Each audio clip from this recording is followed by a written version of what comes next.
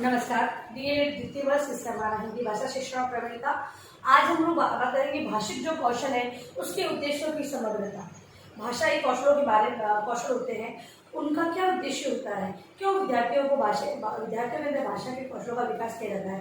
कौन कौन से कौशल है? तो सुनना, बोलना, पढ़ना और लिखना। ठीक है। हमारी जो इकाई वो भी लिखित अभिव्यक्ति है, लिखकर अभिव्यक्त करना या लिखित अभिव्यक्ति। ठीक है। इसके अंतर्गत बालकों को अब इसकी समग्रता होना बहुत ही जरूरी है, क्योंकि अगर इन कौशलों का विकास, इनकी समग्रता नहीं होगी, तो सभी को साथ में लेकर नहीं चला जाएगा, तब तक हम लोग बालकों के अंतर्गत सही अभिव्यक्ति का विकास नहीं कर सकते हैं। अगर इन कौशलों का विकास नहीं हुआ तो बालक ना लिखकर सही से अभिव्यक्त कर पाएंगे, ना ही बोलकर अभिव्यक्त कर पाएंगे। तो इनकी जो समग्रता है वो कुछ उद्देश्यों को लिए होती है। किन किन उद्देश्यों का विकास विद्यार्थियों में करना है, उनको ध्यान में रखते हुए इनकी समग्रता को लिया जाता है। इसी की चर्चा हम इस वीडियो के माध्यम से आज करने वाले हैं। तो आइए हम जानते हैं इसी समग्रता के जो उद्देश्य वो क्या है। तो पहला है विद्यार्थी सहज और सरल, विद्यार्थी सहज और सरल रूप में अपनी बात, सहज और सरल रूप में अपनी बात को मौखिक एवं लिखित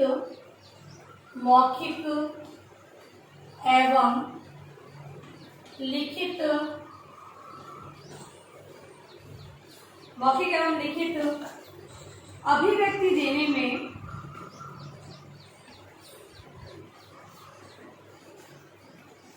में सक्षम बनेगा। पहला उद्देश्य बालक है सहज और सरल रूप में, लिखित और मौखिक रूप में अपने विचारों को अभिव्यक्त करने में सक्षम बने। इस उद्देश्य को ध्यान में रखते हुए भाषिक कौशलों की समग्रता की जाती है। दूसरा है अपने अनुभवों,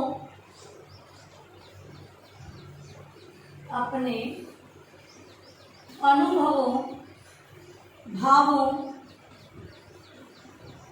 विचारों,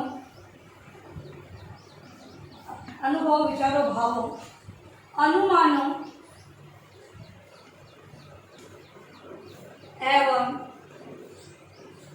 कल्पनाओं को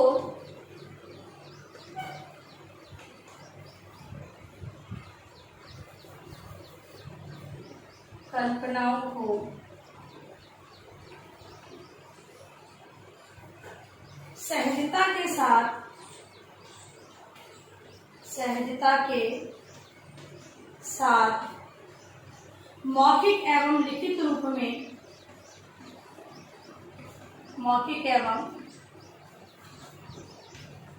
रूप में अभिव्यक्ति दे सकना।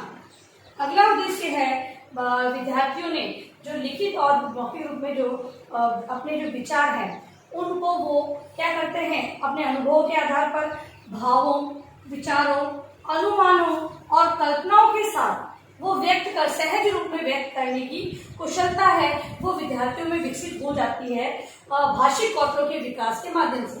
तो भाषिक कौशलों का जो उद्देश्य है बालकों में उनकी समग्रता लाना, उनका विकास करना क्यों आवश्यक है?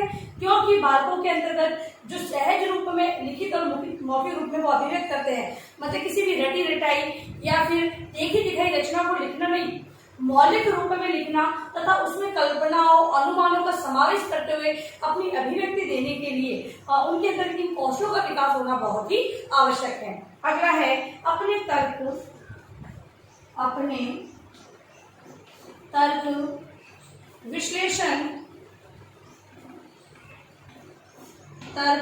विश्लेषण एवं समालोचना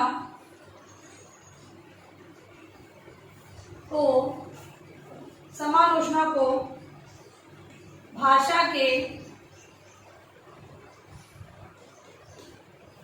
दोनों रूपों में रख सकने योग्य बनाना।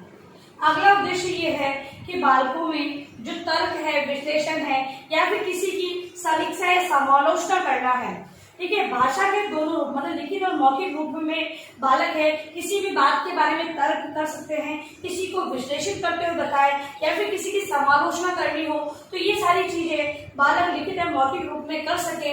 इस हेतु बालकों के अंतर्गत भाषिक कौशलों का विकास किया जाता है, इन उद्देश्यों को ध्यान में रखकर। अगला है अपनी बात का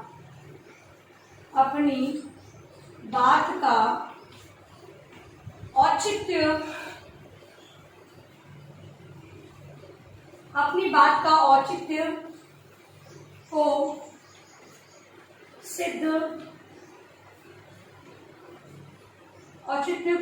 सिद्ध करने में कुशल बनेगा। बालक है जो भी बात विभिन्न प्रकार के तर्क वितर्क या विश्लेषण या समालोचना के आधार पर बात कहता है, उन बातों का क्या औचित्य है, उस औचित्य को सिद्ध करने में कुशल बनेगा। मतलब कि जो भी बात कहेगा वो विभिन्न प्रकार के तर्क विश्लेषण करते हुए करेगा तथा किसी न किसी आधार पर किसी न किसी औचित्य मतलब किसी उचित उसका मतलब कि जो भी बात वो कह रहा है वो उचित निर्णय के आधार पर वो कहेगा। ठीक है, उसका औचित्य होगा वही बात वो कहेगा। अगला है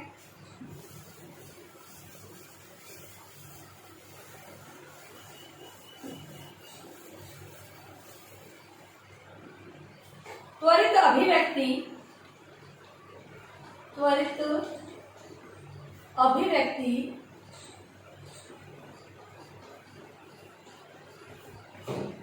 अभिव्यक्ति को भाषा के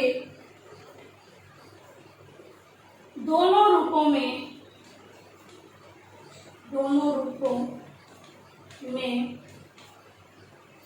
कर सकेगा। त्वरित मतलब कि फटाफट, या फिर ये कहें कि किसी बात को पूछा तथा उसको सोच समझ कर तुरंत जवाब देना। ठीक है, तो बालकों के अंतर्गत तुरंत जवाब देना या फिर हाजिर जवाब जिसे हम कहते हैं, तो बालक के अंदर इस प्रकार के कौशल का विकास हो जाएगा जिससे कि बालक अध्यापक द्वारा कही गई बातों को या फिर उनसे संबंधित कोई समस्या या इसमें का प्रश्न किया जाएगा तो उचित समाधान को वो क्या करेंगे, तुरंत जवाब देने का प्रयास करेंगे। इस प्रकार के कौशल का विकास उनमें हो जाएगा। अगला है प्रभावी एवं प्रवाह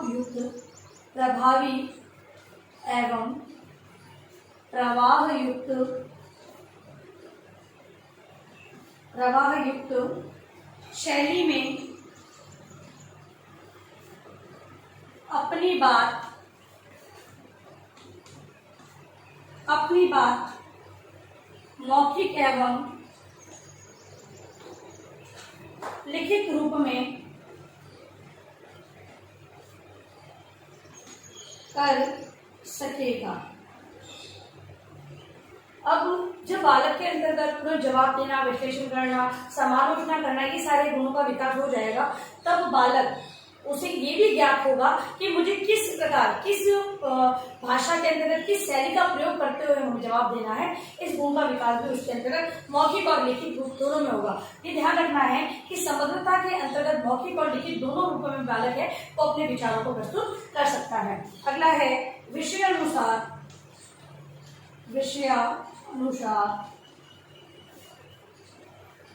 अपनी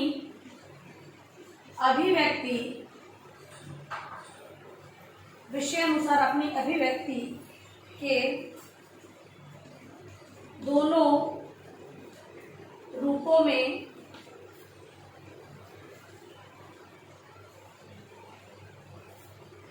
कुशल बन सकेगा।